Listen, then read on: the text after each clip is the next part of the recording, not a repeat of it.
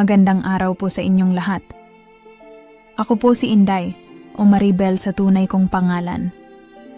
Marami na po akong pinagdadaanan sa buhay at ngayon, tila ba ito ang tamang pagkakataon upang buksan ang isang lihim na matagal ko nang itinagong kabuntot ng takot, hiya at kalituhan. Habang isinusuong ko ang bawat araw, naisip ko na siguro ay panahon na para aminin ko ang mga nararamdaman ko. Ang sakit, ang mga pagdududa, at ang paghahanap ko ng sarili sa gitna ng lahat ng ito. Simula pa lang po ng bata pa ako, lagi akong pinapalakas ng mga kwento ng pamilya ko, lalo na si Tito Jason. Siya ang pinakamalapit na tao sa amin, ang pinakamabait at pinakamasayahing tao sa pamilya. Hindi ko noon naiisip na ang bawat galak na hatid niya ay unti-unting magbabago ng buhay ko. Minsan, ang mga simpleng biro niya, ang mga sulyap na tila may ibig iparating, ang mga hawak na parabang walang mali siya, ay nagiging hindi ko na kayang isantabi. Noong bata pa ako, hindi ko talaga alam na may mga bagay na hindi ko dapat maranasan. Ang tawa ni Tito Jason, ang mga simpleng jokes na kami lang ang nakakaintindi, tila ba natural lang. Pero habang lumalaki ako, unti-unting nadarama ko ang kakaibang bigat ng mga galak na dulot niya. Ang bawat paglapit niya, ang bawat salo-salo na madalas ay siya ang nagiging sentro, ay nagiging hindi na komportable. Nakaramdam ako ng kakaibang kabang hindi ko kayang ipaliwanag, ngunit wala akong lakas magsalita. Ang mga kamay niyang minsang dumarampi sa aking balat, hindi ko na kayang itanggi. Noon ay akala ko normal lang. Ngunit sa mga pagkakataong iyon, parang may kumukulo sa aking tiyan at hindi ko alam kung anong ibig sabihin ng mga pakiramdam na iyon. Ang mga mata niya, kapag sumulyap sa akin, may mga pagkakataong may iniisip siyang hindi ko matukoy, ngunit ang katawan ko, siya ang nakakaalam na hindi ko kayang kalimutan. Ang mga simpleng sulyap na iyon ay nagiging sanhi ng gulo sa aking isipan. Hindi ko siya matanong, hindi ko kayang itanong kung anong nangyayari sa pagitan namin. Ang mga galak na dulot ni Tito Jason ay parang isang lihim na nagbabalot sa akin. Ang bawat nararamdaman ko ay parang nagiging isang malaking tanong na hindi ko kayang sagutin. Bawat araw ay nagiging isang paghihirap, puno ng kalituhan, takot at hiya. Lahat ng ito ay nangyari sa mga simpleng pagkakataon na naging dahilan para magbago ang buhay ko. Hindi ko kayang itago pa ang nararamdaman ko. Bawat saglit ng mga sandali kasama siya ay nagiging isang matinding alalahanin. At ngayon po, hindi ko na kayang magtago pa. Hindi ko na kayang paliguan ng takot ang sarili ko. Hindi ko na kayang magsinungaling sa lahat ng nararamdaman ko. Ang lihim na matagal ko nang tinatago ay nagiging mabigat na pasanin. At sa mga sandaling ito, tila ba ito ang tamang pagkakataon na aminin ko sa inyong lahat. Sa pagbuo ng liham na ito, ako po ay humahanap ng lakas para harapin ang mga nararamdaman ko. Sana sa inyong pakikinig, matutunan ng iba na hindi sila nag-iisa sa mga paglalakbay na puno ng takot at sakit. Ang kwento ko po ay hindi lamang kwento ng mga alaala ng nakaraan. Ito po ay kwento ng paglaya. Paglaya mula sa isang kabuntot na lihim na hindi ko na kayang itago pa. Sana po, sa inyong mga mata, makita ninyo ang halaga ng bawat hakbang ko, ng bawat sandali ng pagdududa, at ng lakas na natutunan ko mula sa sarili ko. Sa mga darating na araw, hindi ko po alam kung anong mangyayari, ngunit ang mahalaga po ay natutunan ko ng yakapin ang sarili ko at hindi na itago pa ang mga sugat na hindi matutulungan ng kahit anong gamot. Sana po, sa tulong ng kwentong ito, matutunan natin lahat na may lakas tayo upang baguhin ang ating mga buhay at hindi tayo nag-iisa sa magandang araw po sa inyong lahat. Ako po si Inday o Maribel sa tunay kong pangalan. Marami na po akong pinagdadaanan sa buhay at ngayon, tila ba ito ang tamang pagkakataon upang buksan ang isang lihim na matagal ko nang itinagong kabuntot ng takot, hiya at kalituhan. Habang isinusuong ko ang bawat araw, naisip ko na siguro ay panahon na para aminin ko ang mga nararamdaman ko. Ang sakit, ang mga pagdududa, at ang paghahanap ko ng sarili sa gitna ng lahat ng ito. Simula pa lang po ng bata pa ako, lagi akong pinapalakas ng mga kwento ng pamilya ko, lalo na si Tito Jason. Siya ang pinakamalapit na tao sa amin, ang pinakamabait at pinakamasayahing tao sa pamilya. Hindi ko noon naiisip na ang bawat galak na hatid niya ay unti-unting magbabago ng buhay ko. Minsan, ang mga simpleng biro niya, ang mga sulyap na tila may ibig iparating, ang mga hawak na parabang walang mali siya, ay nagiging hindi ko na kayang isantabi. Noong bata pa ako, hindi ko talaga alam na may mga bagay na hindi ko dapat maranasan. Ang tawa ni Tito Jason, ang mga simpleng jokes na kami lang ang nakakaintindi, tila ba natural lang. Pero habang lumalaki ako, unti-unting nadarama ko ang kakaibang bigat ng mga galak na dulot niya. Ang bawat paglapit niya, ang bawat salo-salo na madalas ay siya ang nagiging sentro, ay nagiging hindi na komportable. Nakaramdam ako ng kakaibang kabang hindi ko kayang ipaliwanag, ngunit wala akong lakas magsalita. Ang mga kamay niyang minsang dumarampi sa aking balat, hindi ko na kayang itanggi. Noon ay akala ko normal lang. Ngunit sa mga pagkakataong iyon, parang may kumukulo sa aking tiyan at hindi ko alam kung anong ibig sabihin ng mga pakiramdam na iyon. Ang mga mata niya, kapag sumulyap sa akin, may mga pagkakataong may iniisip siyang hindi ko matukoy, ngunit ang katawan ko, siya ang nakakaalam na hindi ko kayang kalimutan. Ang mga simpleng sulyap na iyon ay nagiging sanhi ng gulo sa aking isipan. Hindi ko siya matanong, hindi ko kayang itanong kung anong nangyayari sa pagitan namin. Ang mga galak na dulot ni Tito Jason ay parang isang lihim na nagbabalot sa akin. Ang bawat nararamdaman ko ay parang nagiging isang malaking tanong na hindi ko kayang sagutin. Bawat araw ay nagiging isang paghihirap, puno ng kalituhan, takot at hiya. Lahat ng ito ay nangyari sa mga simpleng pagkakataon na naging dahilan para magbago ang buhay ko. Hindi ko kayang itago pa ang nararamdaman ko. Bawat saglit ng mga sandali kasama siya ay nagiging isang matinding alalahanin. At ngayon po, hindi ko na kayang magtago pa. Hindi ko na kayang paliguan ng takot ang sarili ko. Hindi ko na kayang magsinungaling sa lahat ng nararamdaman ko. Ang lihim na matagal ko nang tinatago ay nagiging mabigat na pasanin. At sa mga sandaling ito, tila ba ito ang tamang pagkakataon na aminin ko sa inyong lahat. Sa pagbuo ng liham na ito, ako po ay humahanap ng lakas para harapin ang mga nararamdaman ko.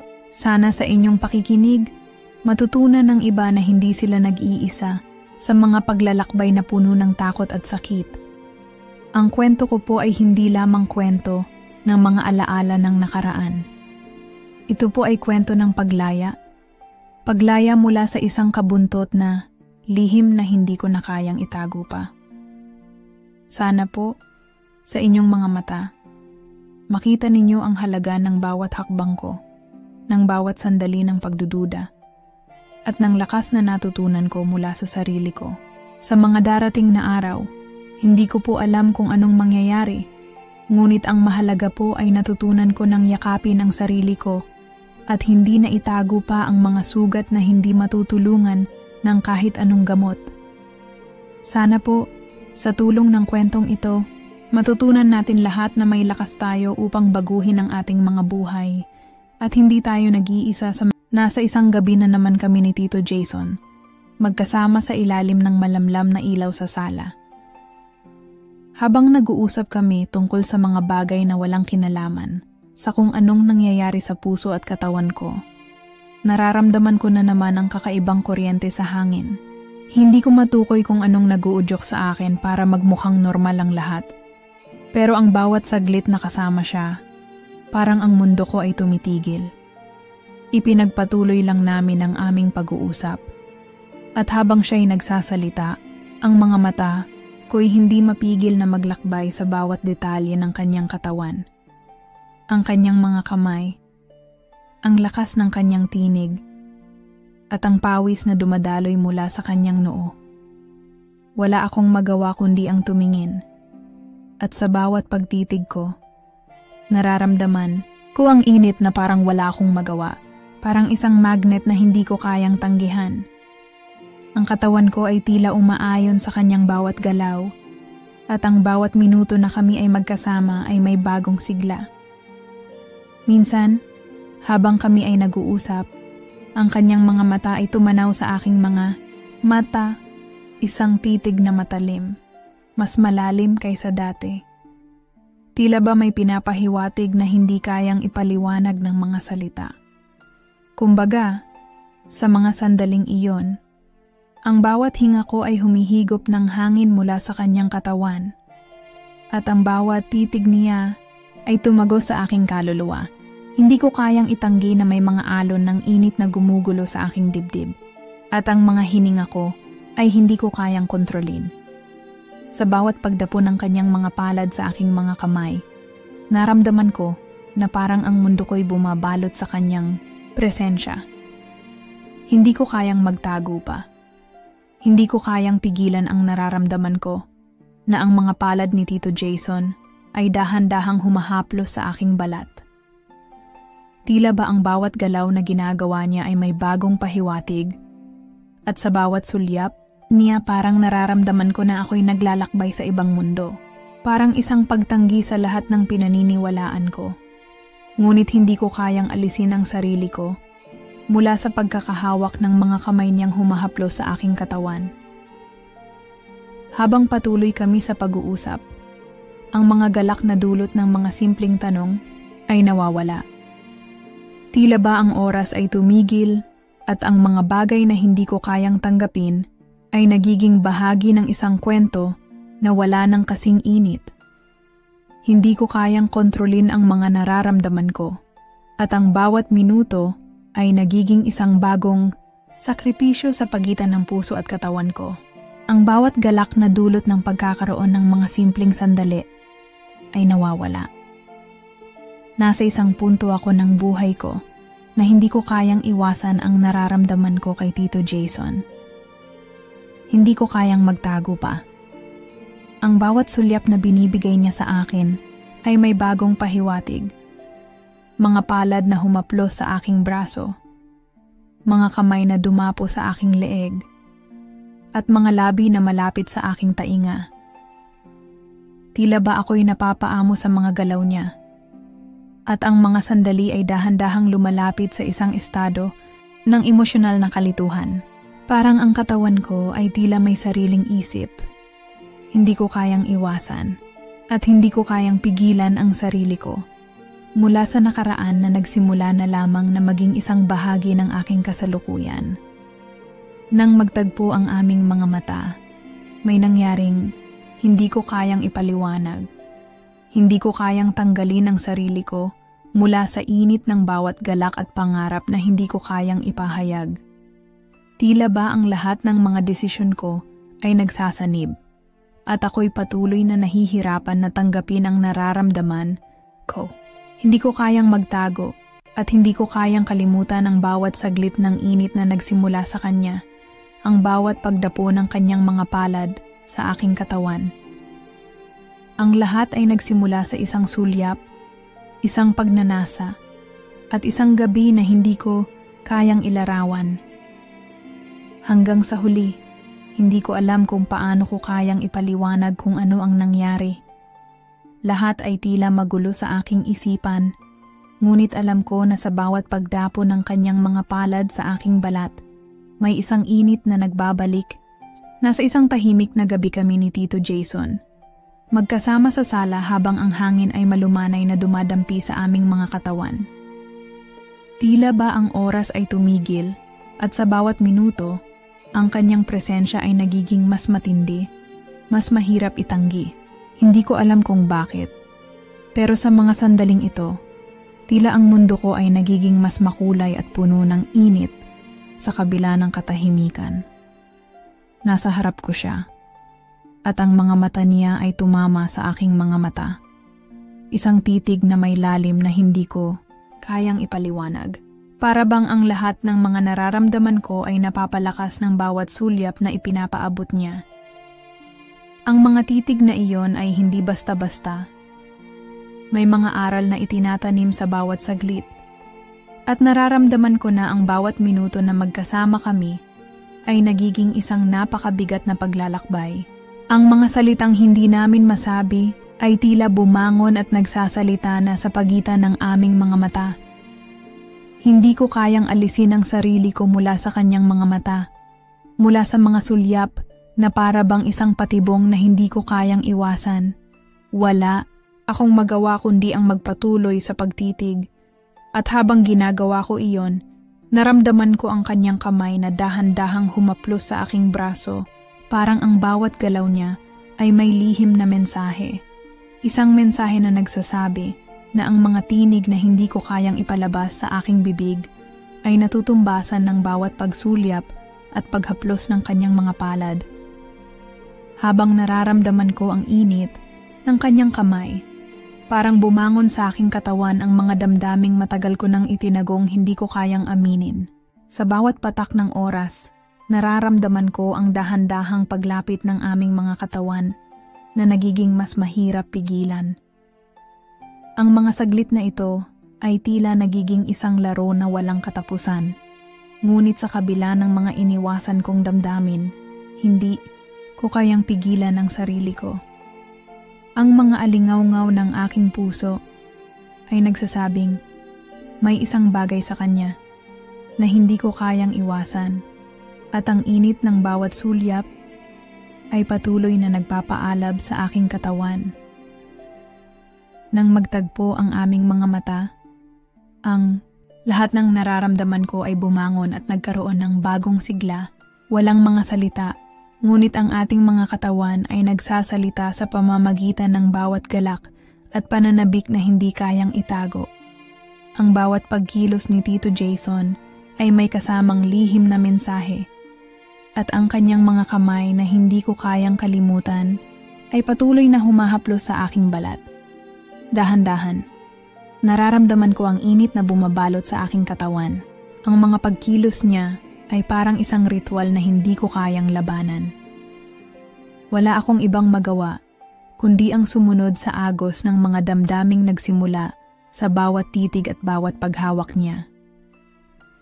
Ang katawan ko ay tila nagiging alipin ng kanyang presensya at kahit na gusto ko sanang huminto, hindi ko kayang alisin ang sarili ko mula sa init na dulot ng kanyang mga palad. Ang kanyang mga kamay ay tila may sariling buhay. At habang unti-unti silang humahaplos sa aking katawan, nararamdaman ko na parang isang alon na dumadaan sa aking buong katawan. Hindi ko kayang itanggi ang bawat sandali ng init na ito, na sa bawat pagdapo ng kanyang mga palad, parang ang aking katawan ay natututo ng isang bagong wika, isang wika ng init, pagkagusto, at ng hindi kayang itanggi na nararamdaman ko. Sa mga sandaling iyon, naramdaman ko na ang lahat ng mga pangarap ko ay tila nagiging totoo. Ang mga halakhak at kasayahan na dulot ng kanyang presensya ay nagiging isang hindi malilimutang karanasan. Hindi ko kayang alisin sa aking isipan ang mga sulyap niya at ang mga patuloy na pagsulyap ko sa kanya. Parang ang oras ay nagiging isang pagbabalik sa bawat sandali ng aming mga mata at hindi ko kayang tanggihan ang nararamdaman ko sa mga sandaling iyon. Hindi ko kayang masaktan at hindi ko kayang ilayo ang sarili ko mula sa init ng bawat titig na ipinapaabot niya. Sa mga sandaling ito, natutunan ko na hindi lahat ng pagmamahal ay kailangang ipahayag. Minsan, sa mga mata lang at mga simpleng galak na dulot ng mga palad na humahaplos sa aking katawan, nagiging totoo ang lahat. Ang mga gabi ay naging mas mabigat at puno ng tensyon. Hindi ko kayang pigilan ang nararamdaman ko. At tuwing magkasama kami ni Tito Jason, tila ba ang bawat sandali ay puno ng matinding init at pagnanasa. Hindi ko alam kung anong nangyayari sa amin, Pero ang mga titig at galak na dulot ng kanyang mga presensya ay tila nagiging isang misteryo na hindi ko kayang lutasin. Tuwing kami magkasama, ang bawat kilos ni Tito Jason ay nagiging isang tanong na nais kong sagutin. Ngunit hindi ko alam kung handa na akong harapin ang mga sagot na maaaring magbukas ng mas malalim na sugat sa aking puso. Nagpatuloy ang mga gabi ng pagtitig at hindi pagkilos. Sa bawat sulyap ng kanyang mata, nararamdaman ko ang init na sumasakal sa aking dibdib at ang mga kamay niyang dahan-dahan ay nag-aalab sa bawat paghaplos sa aking balat. Wala akong magawa kundi ang magpatuloy sa pagtanggap ng init ng mga salitang hindi nasasabi at ng bawat haplos na nagdadala ng kakaibang pakiramdam. Ang mga pagnanasang hindi ko kayang ipahayag ay tila lumalawak at nagsasabing mayroong hindi pa nasasabi. May isang lihim na hindi ko kayang gawing tahimik. Pumapalakpak ang aking puso sa bawat hakbang ni Tito Jason palapit sa akin. Alam ko na hindi na kayang pigilan pa ang lahat ng ito. Pero hindi ko kayang masaktan siya. Hindi ko kayang masaktan ang taong nagbigay sa akin ng pag-asa, ng init, ng mga damdaming hindi ko alam kung paano ko ipapahayag. Ngunit habang binabaybay namin ang mga gabi, ramdam ko ang bawat alingaw-ngaw ng puso ko na humihiling na sana'y magpatuloy ang lahat ng ito. Ang mga gabing iyon ay nagsilbing isang pagninilay na hindi ko kayang iwaksi. Kung dati-rati ay nahihirapan akong mag-isip ng tama at mali, ngayon ay hindi ko na alam kung paano ko pipigilan ang nararamdaman ko. Wala akong magawa kundi magpatuloy sa pagsunod sa agos ng emosyon at init. Ang bawat sulyap, ang bawat haplos ng kanyang mga kamay ay tila nagiging bahagi ng isang lihim na patuloy na binubuo ng mga hindi nasasabi. Ang pagkakasama namin sa bawat gabi ay nagiging isang laro na tila walang katapusan. Sa bawat galak na dulot ng presensya niya, tila ako'y nawawala sa sariling katinuan. Ang mga kamay niyang humahaplos sa aking katawan ay nagdadala ng init na hindi ko kayang alisin. Sa bawat sandali ng aming pagkakalapit, nararamdaman ko ang mga titig niya na nagsasabi ng higit pa sa mga salita. Ang mga titig na nagpapakita ng isang lihim na hindi kayang ipahayag ng alinmang labi. Ang bawat haplos ng kanyang mga palad ay nagiging isang alingaw-ngaw sa aking puso. Isang tunog na nagsasabing, hindi ko kayang pigilan ang lahat ng ito. Hindi ko kayang magsalita at wala akong magawa, kundi ang magpatuloy sa pagyakap sa mga salitang hindi kayang sabihin. Sa bawat paglapit ni Tito Jason, ang katawan ko ay nagsasabi ng lahat ng nararamdaman ko. Ang bawat galak na dulot ng kanyang presensya ay nagsisilbing isang pagninilay na nagsasabing hindi pa kami tapos. Ang lahat ng ito ay nagiging isang lihim na iniiwasan ko, ngunit hindi ko kayang takasan. Tinutokso ko ang sarili ko, ngunit sa bawat hakbang ko palapit sa kanya, ang katawan ko ay tila walang kalaban-laban. Ang bawat haplos ng kanyang mga kamay ay tila nagiging isang kasunduan na hindi ko kayang isalaysay. Walang sino man ang makakapigil sa amin. At sa mga sandaling iyon, wala akong ibang magagawa kundi tanggapin ang lahat ng ito. Ang puso ko ay naglalakbay sa agos ng emosyon at hindi ko kayang alisin sa aking isipan ang mga alingaw-ngaw ng kanyang pangalan. Na para bang bawat pagninilay na ipinapaabot niya ay nagsisilbing isang lihim na masyadong matamis upang matago at habang tinutukso ang hangganan ng aming mga damdamin. Natutunan ko na ang bawat halakhak, ang bawat pagkilos ay may bagong kahulugan. Ang bawat patak ng oras ay nagsasabing mayroong higit pa sa nararamdaman ko. Mayroong isang lihim na patuloy na tumatago sa aming mga katawan. At habang magkasama kami, natutunan kong yakapin ang init ng bawat sandali. At walang sino man, ni Tito Jason, ang makakapigil sa amin. Nasa isang tila malalim na pagninilay na ako. Ang bawat hakbang ko patungo sa mga susunod na araw ay puno ng mga alalahanin at katanungan. Ang mga sandaling magkasama kami ni Tito Jason ay patuloy na bumabalik sa aking isipan at hindi ko maiwasang mag-isip kung saan kami patungo. Bawat galak na dulot ng kanyang mga sulyap, bawat pagtitig niya sa aking mata, ay tila nagiging isang lihim na nag-aalab sa aking puso. Ngunit sa kabila ng lahat ng iyon, may isang bahagi sa aking isipan na nagtatanong, ano ang mga consequences ng mga desisyong ito? Ano ang magiging epekto nito sa amin at sa buhay namin? Hindi ko alam kung handa na akong tanggapin ang mga posibleng sagot na maaaring magbukas ng mas malalim na sugat. Habang ang mga araw ay lumilipas, ang mga gabing iyon ay naging isang simbolo ng mga hindi nasabi, ng mga nararamdamang hindi kayang ipahayag. Bawat sandali ng aming pagkalapit ay tila puno ng tensyon at init, at hindi ko kayang pigilan ang mga damdaming sumiko sa aking puso. Naramdaman ko ang bawat titig ni Tito Jason na nagsasabi ng isang kwento.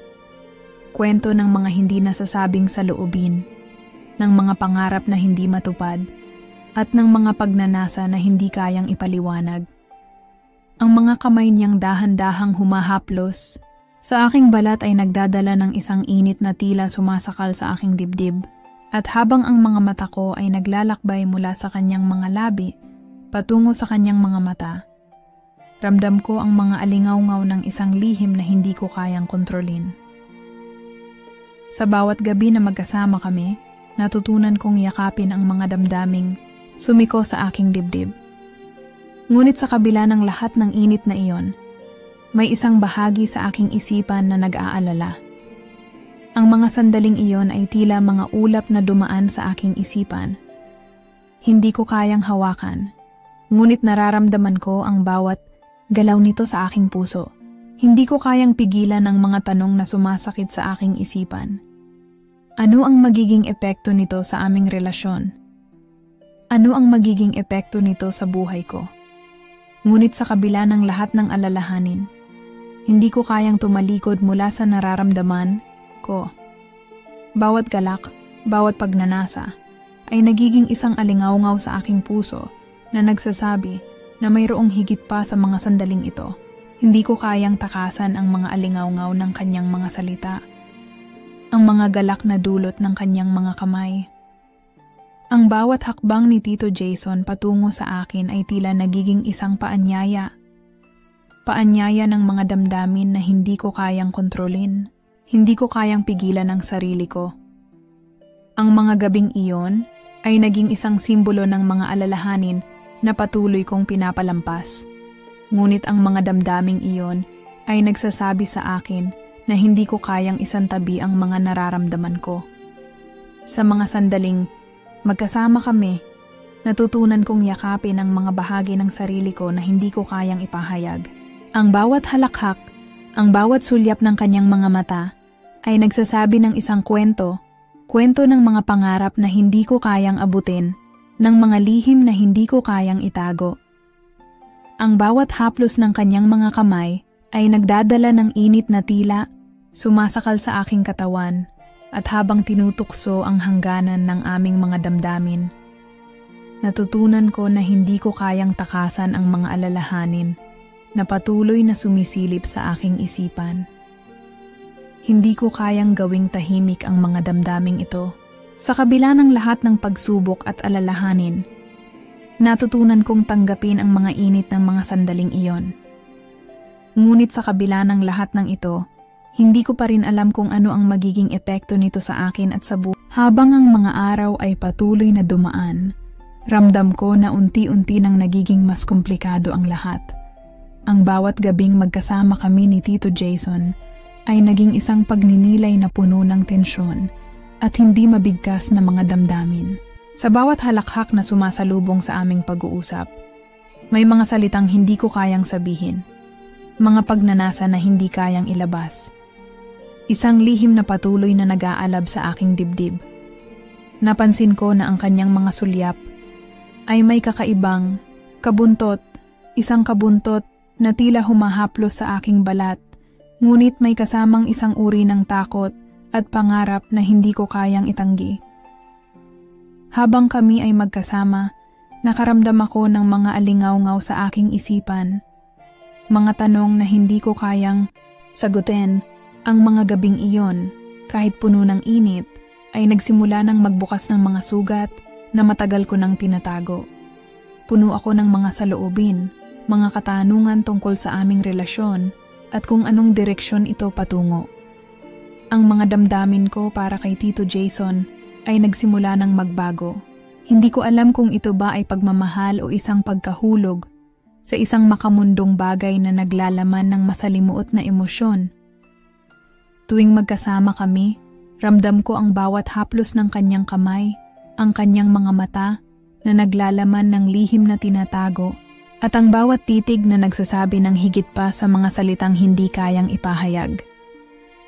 Ngunit sa kabila ng lahat ng iyon, natutunan ko na ang mga ganitong klaseng nararamdaman ay may hangganan.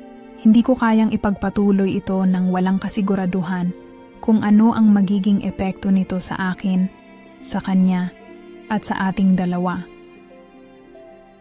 Nais ko sanang takasan ang mga alalahaning dulot ng ating mga pagkikita. Ngunit sa bawat titig ni Tito Jason, naramdaman ko na tila may puwersang humihila sa akin papalapit sa kanya. Lahat ng mga tanong ko sa sarili ko ay nawawala sa bawat sulyap, bawat paghipo ng kanyang mga kamay, at bawat salitang hindi kayang magsalita. Hindi ko kayang pigilan ang nararamdaman ko. Ngunit hindi ko rin kayang baliin ang mga hangganan ng aking mga pangarap. Ang mga oras ng aming pagsasama ay naging isang pagsubok.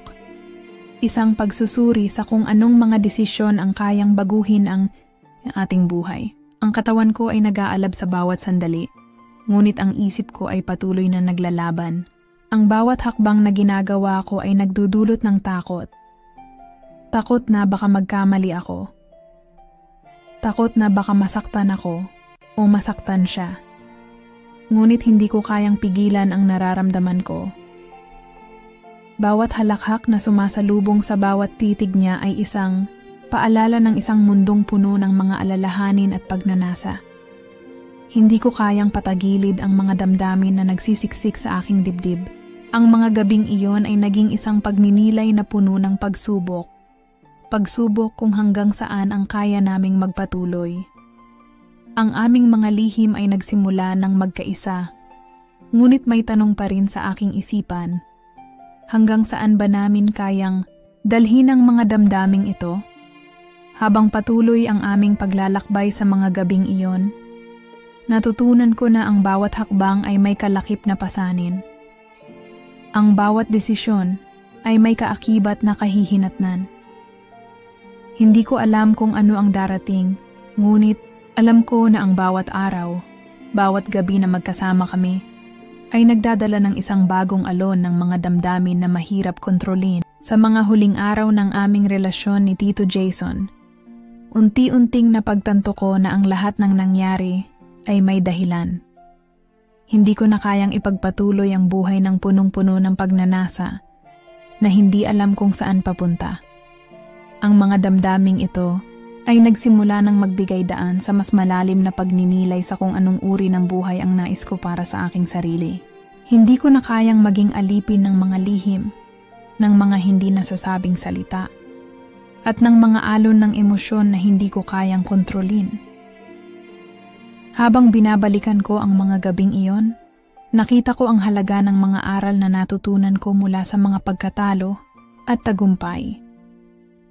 Ang bawat sandali ay nagsilbing hakbang patungo sa pagpapatawad at pagtanggap sa aking sarili. Ang mga pagkakamali ay naging mga pagkakataon upang matuto, at sa bawat hakbang, natutunan ko kung paano itama ang aking landas. Nagpasya, akong humarap sa mga kahihinatnan ng aking mga desisyon. Hindi ko na kayang magsinungaling pa sa sarili ko. Ang mga damdaming ito ay hindi ko kayang itago pa. At kahit na may mga pagkakataong natatakot ako sa magiging epekto nito, napagtanto ko na ang tunay na kalayaan ay ang pagtanggap sa mga kahinaan at ang lakas na makayang magpatawad. Minsan, ang mga karanasang mahirap pagdaanan ay siyang nagiging pinagmulan ng pinakamalalim na aral sa buhay. Hindi ko na kayang pagtakpan ang mga nararamdaman ko para kay Tito Jason. Ngunit natutunan ko na ang tunay na pagmamahal ay hindi palaging nakasalalay sa pisikal na pagkakasama. Ang pagmamahal ay may kinalaman sa respeto, sa pagpapatawad, at sa pagtanggap sa bawat pagkatalo at tagumpay. Sa mga oras na magkasama kami, ramdam ko ang init ng aming mga katawan. Ngunit sa huli, natutunan ko na ang tunay na halaga ng bawat sandali ay nasa kung paano namin pinapahalagahan ang isa't isa, hindi lamang sa pisikal na aspeto kundi pati na rin sa emosyonal at espiritual na bahagi ng aming pagkatao. Ang huling hakbang na ginawa ko ay ang pagpapatawad sa sarili ko at kay Tito Jason. Ang pagpapatawad ay hindi madali, ngunit ito ang tanging paraan upang magpatuloy at maghilom. Hindi ko alam kung ano ang hinaharap para sa amin, ngunit natutunan ko na sa bawat hakbang ng buhay, may mga bagay na hindi mo kayang kontrolin. Ngunit may mga pagkakataon na kailangan mong tanggapin ang mga bagay na hindi mo na mababago. Ang ating mga desisyon ay may epekto sa ating hinaharap at natutunan ko na ang tunay na lakas ay hindi sa pag-iwas sa sakit, kundi sa pagtanggap nito at pagbuo muli mula rito. Hindi ko alam kung saan kami patungo. Ngunit sa mga sandaling iyon, natutunan ko na ang pinakamahalagang hakbang ay ang magpatuloy. Magpatuloy na may pag-asa, may lakas ng loob, at may pagpapatawad sa aking sarili at sa mga tao sa paligid ko. And sa wakas, natutunan ko na ang bawat kwento, kahit papuno ng sakit at pagnanasa, ay may katapusan. Ngunit sa bawat katapusan, may bagong simula. Ang mga pagsubok ay nagsisilbing mga gabay. At sa bawat hakbang, natutunan ko na ang tunay na pag-ibig ay hindi laging makikita sa mga mahahabang halakhak o sa mga gabing puno ng init. Ang tunay na pag-ibig ay nakikita sa mga desisyong may malasakit, sa pagpapatawad at sa patuloy na pagbuo. Sa huling mga araw na magkasama kami ni Tito Jason, natutunan ko na hindi lahat ng pagmamahal ay nagtatagal sa paraang inaasahan. Sa halip, ang tunay na kahulugan ng pagmamahal ay hindi lamang nasusukat sa mga pisikal na pagkikita o mga sandaling puno ng kaligayahan. Minsan, ang pinakamahalagang aral ay natutunan natin mula sa mga pagsubok at sakripisyo. Hindi ko kayang ipagmalaki ang mga nangyari sa amin, ngunit natutunan ko na hindi lahat ng pagkakamali ay nagdudulot ng kabiguan. Ang mga pagkatalo ay nagiging pagkakataon upang matutong magpatawad, hindi lang sa iba kundi higit sa lahat, sa sarili. Sa bawat hakbang, sa bawat desisyon, natutunan ko kung paano mas maging maligaya at magaan ang loob ko. Habang naglalakad ako sa landas ng buhay, napagtanto ko na ang pagmamahal ay hindi tungkol sa pagsunod sa emosyon ng katawan, kundi sa pagpapahalaga sa mga tunay na relasyon, sa mga taong may malasakit at handang magbigay ng kanilang oras at higit sa lahat ng kanilang puso. Natutunan ko na mas mahalaga ang pagkakaroon ng pagkakaunawaan kaysa sa pagiging alipin ng mga lihim at hindi nasasabing salita. Ang huling mga sandali namin ni Tito Jason ay hindi naging madali, ngunit tinanggap ko ang lahat ng iyon bilang bahagi ng aking paglago. Nagpasya akong tumahimik, mag-reflect, at mas pinahalagahan ko ang mga bagay na talagang mahalaga sa buhay. Hindi ko kailanman malilimutan ang mga aral na natutunan ko mula sa karanasang iyon. Lahat ng iyon, ang init ng katawan, ang mga sulyap ng pagnanasa, at ang emosyonal na labanan, ay nagbigay daan sa isang bagong pananaw sa buhay. Ngunit sa pagtatapos ng lahat ng ito, hindi ko na hinanap pa ang mga bagay na maaaring magdulot sa akin ng sakit. Hindi ko na hinayaan ang mga lumang alaala na magkontrol sa aking mga hakbang. Natutunan ko na ang pinakamahalagang hakbang na maaari kong gawin ay ang magpatawad at magpatuloy. Hindi ko na kayang balikan ang mga sandaling iyon, ng may sakit sa puso. Ang bawat bagay ay may dahilan at sa bawat hakbang na iniwasan ko ang mga ulap ng nakaraan, mas nakikita ko ang liwanag ng hinaharap. Habang ang kwentong ito ay nagsasara, natutunan ko na ang buhay ay isang paglalakbay, hindi palaging madali. Ngunit sa bawat hakbang, natututo tayo ng mga bagay na magdadala sa atin sa mas mataas na antas ng pag-unawa at kaligayahan. At sa huli, ang pinakamahalaga ay hindi kung anong nangyari sa nakaraan, kundi kung paano tayo magpapatuloy at magtatagumpay sa hinaharap, dala ang mga aral at pagmamahal na natutunan mula sa ating mga karanasan. Hindi ko alam kung anong bukas ang naghihintay, ngunit natutunan ko na ang bawat araw ay isang pagkakataon upang magsimula muli, magpatawad, at magbigay ng pagmamahal sa sarili, sa mga mahal sa buhay, at sa mga taong handang mga kasirin. Sana ay nakapagbigay saya at aral ang kwento natin ngayon. Laging tandaan, ang bawat paglalakbay, kahit mahirap, ay may dahilan. Huwag kalimutan magpatawad at magpatuloy sa pagharap sa buhay ng may tapang at pag-asa. Hanggang sa susunod na kwento, lagi lang nandito si DJ Serene para sa inyo.